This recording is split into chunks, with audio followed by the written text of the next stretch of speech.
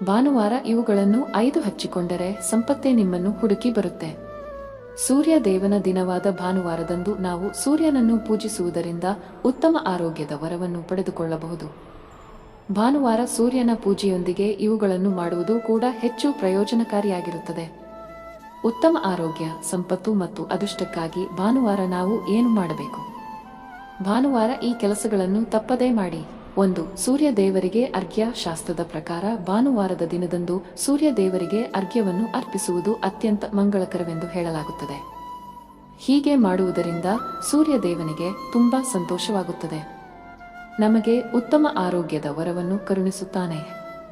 ಸೂರ್ಯ ದೇವನಿಗೆ ಅರ್ಘ್ಯವನ್ನು ಅರ್ಪಿಸುವಾಗ ಈ ಮಂತ್ರವನ್ನು ಪಠಿಸಿ: ಓಂ ಸೂರ್ಯಾಯ ನಮಃ, ಓಂ ವಾಸುದೇವಾಯ ನಮಃ, ಓಂ ಆದಿತ್ಯಾಯ ನಮಃ.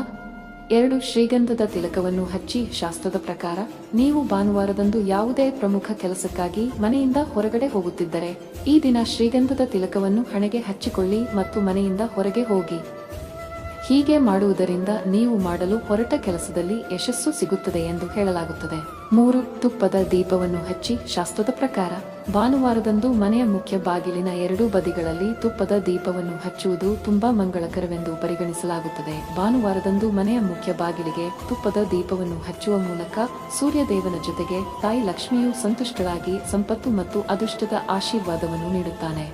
4. ಆಲದ ಪರಿಹಾರ. ಧಾರ್ಮಿಕ ನಂಬಿಕೆಗಳ ಪ್ರಕಾರ ಭಾನುವಾರದಂದು ಆಲದ ಎಲೆಯ ಮೇಲೆ ನಿಮ್ಮ ಇಷ್ಟಾರ್ಥಗಳನ್ನು ಬರೆದು ಹರಿಯುವ ನೀರಿನಲ್ಲಿ ಹರಿಬಿಡಿ. ಈ ರೀತಿ ಮಾಡುವುದರಿಂದ ನಿಮ್ಮ ಎಲ್ಲ ಇಷ್ಟಾರ್ಥಗಳು ಈಡೇರುತ್ತವೆ. ಇದರೊಂದಿಗೆ ಆರ್ಥಿಕ ಸ್ಥಿತಿಯು ಸುಧಾರಿಸುತ್ತದೆ. ಆಲದ ಎಲೆಯ ಮೇಲೆ ಏನನ್ನು ಬರೆದಿದ್ದೀರಿ ಎಂಬುದು ಯಾರಿಗೂ ತಿಳಿಯದಂತೆ ನೋಡಿಕೊಳ್ಳಿ.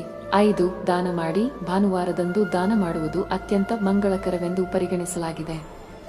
ಈ ದಿನ ಬೆಲ್ಲ, ಹಾಲು, ಅಕ್ಕಿ ಮತ್ತು ಬಟ್ಟೆಗಳನ್ನು ದಾನ ಮಾಡುವುದರಿಂದ ನಿಮ್ಮ ಮೇಲೆ ಸೂರ್ಯ ದೇವನ ಅನುಗ್ರಹವಾಗುತ್ತದೆ.